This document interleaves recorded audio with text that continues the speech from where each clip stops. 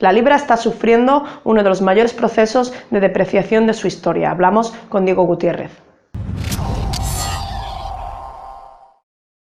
Hola Diego, ¿cómo se explica la evolución de la libra en los últimos meses? Realmente la depreciación de la libra esterlina frente al dólar comenzó en julio de 2014, cuando cotizaba unos $72 por libra.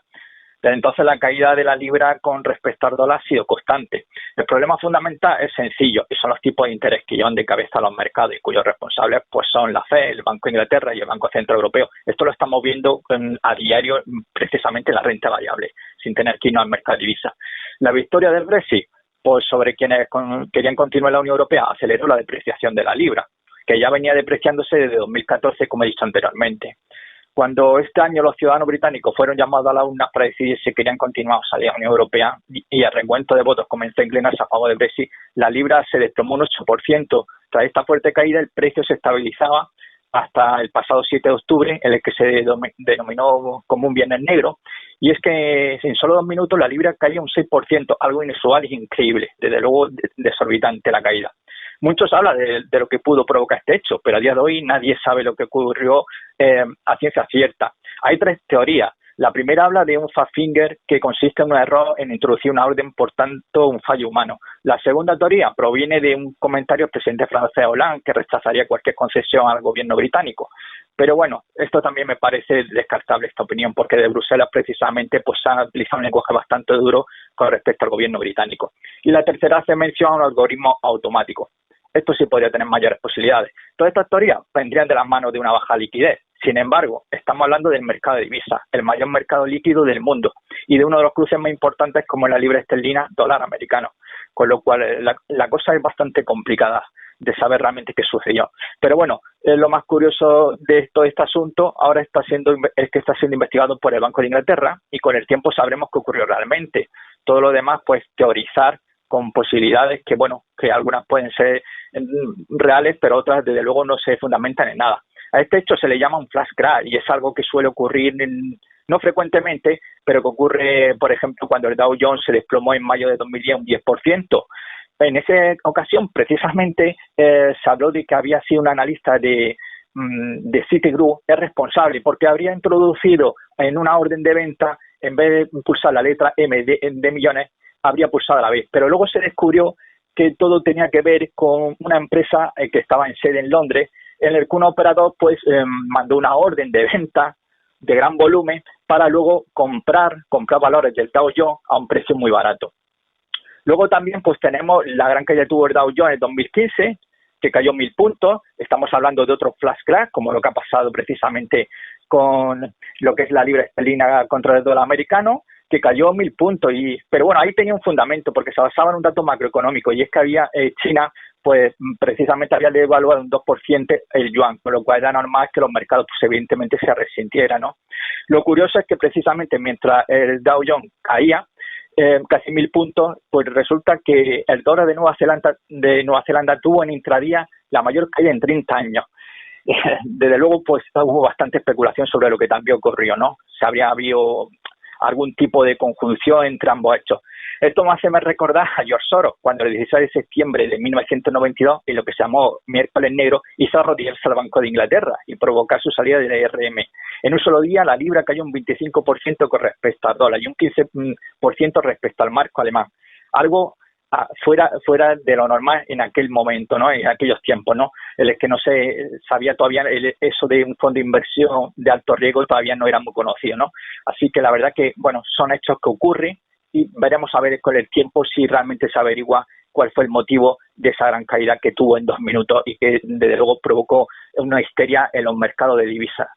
¿Crees que la evolución de la divisa británica se corresponde con el entorno macroeconómico del Reino Unido? En el segundo trimestre de este año, el PIB anual creció un 0,7% respecto al primer trimestre, un buen dato, reflejando una variación interanual del PIB del 2,1%, con una cifra del paro del 4,9%, que ojalá eso lo tuviéramos en España, su nivel más bajo de 2005, que tenerlo muy en cuenta. Sin embargo, tras el Brexit se esperaba una caída a partir del tercer trimestre, situación que se agravaría en el 2017 y solo se espera que en el 2018 se comience a crear un suelo para comenzar una reactivación de la economía británica en el 2019. Pero esto no es algo que afecte solo a la economía británica, sino además a la grande economía. Sin embargo, el débil crecimiento en la industria manufacturera de Reino Unido, que viene siendo realmente un problema, es lo que ha llevado a un dilema al Banco de Inglaterra. Y es que una divisa débil beneficia las exportaciones.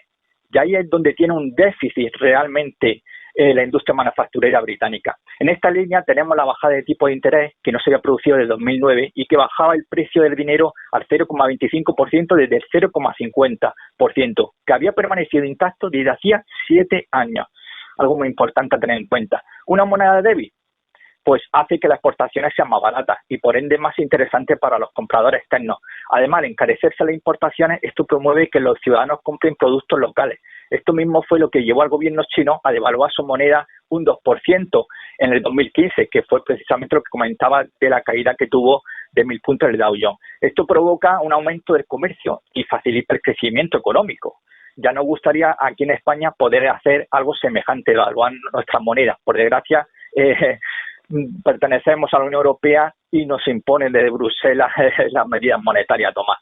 Y no quiero olvidarme la apreciación del euro respecto a la libra, que ha pasado de los 0,62 libras por euro mínimo anual de 2015 hasta alcanzar un máximo anual este mes de octubre en 0,92 libras por euro.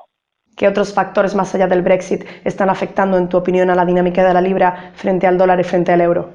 Hay que tener en cuenta que más allá del Brexit tenemos un deterioro monetario procedente de los bajos precios de las materias primas, entre ellos el petróleo. El petróleo, que recientemente había un acuerdo entre los miembros de la OPEP y Rusia para que los precios se incrementen rebajando la producción de petróleo. Esto afecta evidentemente al Reino Unido en mayor medida que otros países europeos. La desaceleración de China también es un factor importante y hay que tener claro que estamos nuevamente en una guerra de divisas, algo que no les gusta hablar a los gobiernos realmente, pero nuevamente estamos en ese acicate guerrero. Una divisa débil es un factor importante para incrementar las exportaciones y esto explica las devaluaciones de distintas divisas. Caso contrario se discute en los Estados Unidos, donde la Fed se encuentra dividida. Unos apoyan la subida de tipo de interés para tener un dólar fuerte y otros están a favor de no subirlo, de no subir los tipos ante la debilidad económica. Déficit comercial de Reino Unido representa un 5% del PIB, algo ya enorme, exagerado este déficit. Por tanto, es necesario, y desde luego el gobernador del Banco de Inglaterra, digamos que en voz baja, sí que estaba a favor de que la libra esterlina pues evidentemente cayera con respecto al dólar, porque evidentemente eso, como comenté anteriormente, pues haría aumentar las exportaciones británicas. Y además, precisamente estos datos que hemos tenido sobre Estados Unidos, la Fed, si sube el tipo de interés o no, realmente esto es lo que está haciendo ahora mismo inquietar todos los mercados. Sobre todo la renta variable lo estamos viendo a lo largo de toda esta semana con movimientos al alza y a la baja provocados por ese temor a que la Fed pueda subir los tipos de interés. Y como te digo, es buscando una fortaleza del dólar. ¿A qué plazo y a qué niveles crees que podría estabilizarse la libra? La pérdida del 1,39, 1,40 con respecto al cruce con el dólar americano ha sido un duro revés, porque era una zona de soporte muy importante. Y de momento hay que ponerse a rezar porque no pierda la cota del 1,18, que es el soporte que estuvo a punto de tantear durante el Viernes Negro, pero que finalmente las posiciones largas frenaron esta posibilidad. La pérdida del 1,18, pues para mí sería crítica y dejaría el camino abierto hasta los 1,11. Desde luego, si nada lo evita, la libra podría buscar los mínimos en 1965, cuando el tipo de cambio estaba en 1,05 dólares por libra. Y es que este es el objetivo que los corrillos de especuladores se viene comentando desde 2015 en los Estados Unidos. Todo esto va dirigido a buscar la paridad de la libra con el dólar, pero a quienes también sea con respecto al euro. No obstante, hay que tener en cuenta que la tendencia de la libra esterlina es bajista, se mire como se mire, en el largo, medio y corto plazo. Las fuertes caídas pasado 7 de octubre y el 24 de junio solo han acelerado la depreciación de la libra respecto al dólar americano. En estos días estamos viendo una recuperación de la libra frente al dólar, causado por la intención de la primera ministra Theresa May de que el Parlamento británico tenga un papel importante en la salida de la Unión Europea. El mercado se va a ir moviendo a base de declaraciones, para bien o para mal, en esa situación en la que nos encontramos ahora mismo, ¿no? Pero yo considero que los mínimos que se hizo, la vela que se hizo el día 7 de octubre, el mínimo va a ser un dato muy importante a vigilar, porque si se pierden los mínimos del día 7 de octubre, pues evidentemente vamos a ver una fuerte caída la búsqueda de esa paridad con el dólar, pues desde luego va a ser más que factible.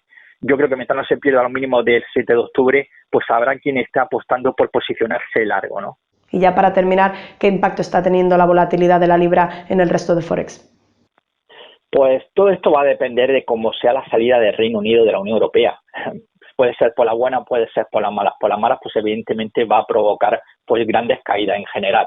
En este momento ambas partes han tomado posturas distantes, como estamos viendo en todos los medios de comunicación y declaraciones de Bruselas y Londres, a cuál más fuerte, ¿no? Y cuál busca una postura madura respecto al otro, ¿no? Y esto lo que provoca es temor al inversor y por tanto la volatilidad se dispara, como es de esperar. Hasta ahora la libra se ha depreciado un 18% contra el dólar y un 16% contra el euro. Una situación que ha desestabilizado el mercado de divisas. Y esto es una malísima noticia, ya que tenemos que recordar que el Fondo Monetario Internacional advertía que una volatilidad alta y una fluctuación desordenada de los tipos de cambio afectarían de forma negativa a la estabilidad económica y financiera. Un problema muy grave y de difícil solución. Todo esto que estamos viendo, la salida del Brexit en que triunfó, pues está beneficiando sobre todo a la renta variable británica. La renta variable británica ahora mismo está en su momento más álgido. Precisamente este pasado 11 de octubre, el FTSE 100 alcanzaba un máximo histórico en los 7.129,83 puntos.